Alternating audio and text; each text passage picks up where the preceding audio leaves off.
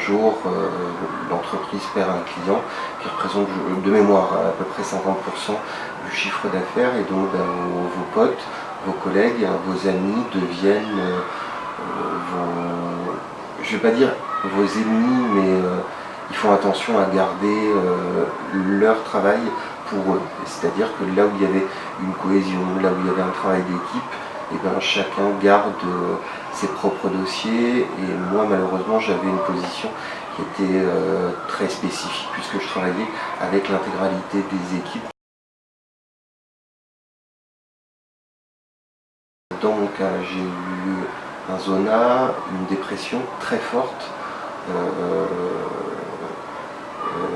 des ulcères, c'est-à-dire que je suis encore soigné pour ça, et j'ai eu des crises d'épilepsie. Et donc je vais rentrer, là je vais re-rentrer une nouvelle fois à l'hôpital pour tenter de stabiliser ma situation. Lors de ma toute première crise d'épilepsie, eh bien, en fait, j'ai été éjecté de la voiture, et donc j'ai terminé dans le coma. Et en sortant du coma, une quinzaine de jours après, j'ai dû reconsulter un médecin, et au vu de tous les examens et des discussions, parce qu'il y a eu beaucoup de discussions, il a fermé mon dossier, vous savez, mon dossier papier qui était déjà très épais, et dessus il a écrit de manière manuscrite « bore-out ». Je lui dis « non, vous vous êtes trompé, c'est peut-être burn-out ». Il dit « non, non, vous dans votre cas c'est un bore-out ».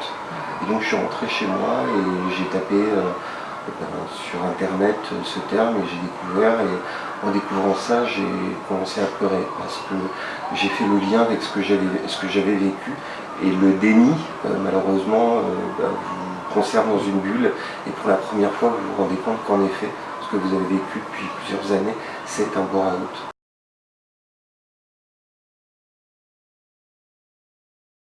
À l'époque non, parce que c'est totalement impossible.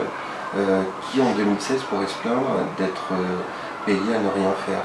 Donc en fait vous restez dans un déni qui se transforme en honte, et donc voilà, vous n'avez plus du tout la possibilité d'en parler. Même à vos propres amis ou à mon médecin traitant, il m'avait engueulé à l'époque, il m'avait dit « mais pourquoi tu m'en as pas parlé ?» Et a posteriori, je n'arrive pas à trouver les mots. Même par exemple en lisant les commentaires des articles qui sont parus, je vois les commentaires des gens, à savoir mais de quoi ils se plaignent. Et ils se plaignent juste de ne pas avoir de sens à son travail, de sens à sa vie.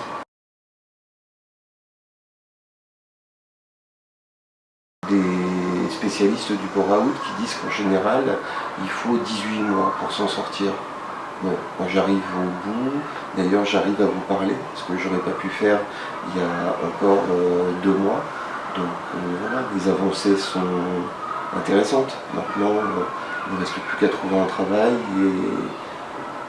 et à faire que toute cette aventure soit vraiment derrière moi.